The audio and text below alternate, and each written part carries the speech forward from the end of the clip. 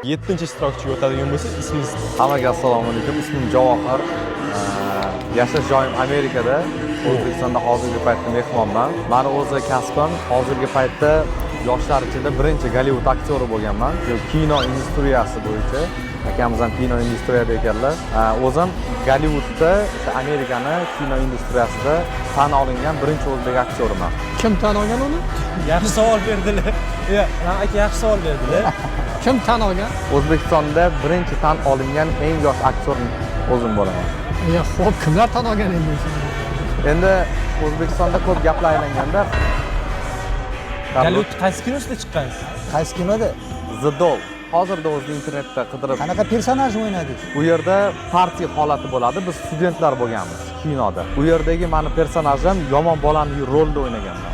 Gonorar qancha bo'ldi? Endi bu birinchi kino bo'lgani uchun $30,000 ajratishgan. 30 ming? Ha, Sizga-ya? 30,000. Bu Gollivud-ku. Jingalagingizni olib kelmadingizmi? Yo'q, aytdim, vodiyda faqat. Yo'q, sal qo'yardik-da.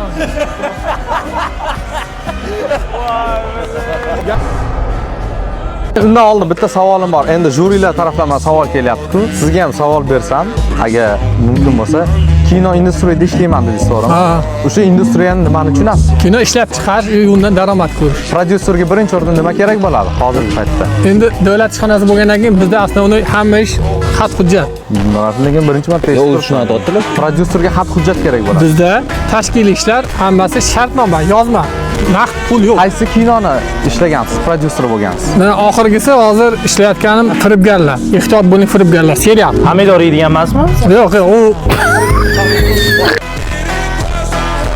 tadbirkorlik faoliyati haqida gapirmadingiz-da, keyin endi yolg'oningiz sal boshqalarga nisbatan o'xshamadi-ku. Xafa bo'lmaysiz. Endi bitta internetda qiziq ko'rsangiz, kim yolg'onchi men yo siz? Chunki sizni yolg'onchilik bildim. Siz prodyuser emassiz, 100%. Urdimmi? Bitta narsani aniq bilaman, jurilar endi ishonishmadi-yu, yolg'onchisan, endi rosa nima deyishdi. Edit qilib turib, o'zlari qo'yishadi Instagramda. O'shanda keyin gaplashamiz. So'zimni nimadan boshlayman? Hech qachon millioner inson o'zini millionerman deb tanishtirmaydi. Ya'ni hozirgi bu yerdagi syomka jarayonida bitta narsani his qildim. Jurilarda основной gap, chunki ular o'zlari ham hali o'zlarini tushunmayapti-da, shu bu jurida his qilishmayapti. Aynan kino industriyasi haqida gaplashdik. Endi men Gollivud aktyoriman deganimda, u odam o'zingizlar ko'rdingiz, savol berdim, savolimga javob bera olmadilar va umumiy fikrim juda ham zo'r.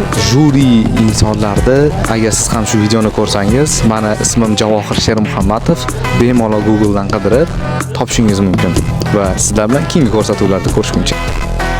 Gollivud yorvardingiz lekin. Gollivudda o'ynaydi, Gollivudda o'ynaydi. Yo'q-a? Haqiqatan ham Gollivudda aktyorman o'zim. Mana Lekin haqiqatan ham Gollivudda tan olingan birinchi o'zbek aktyoriman. И qo'shimchasiga blogerman.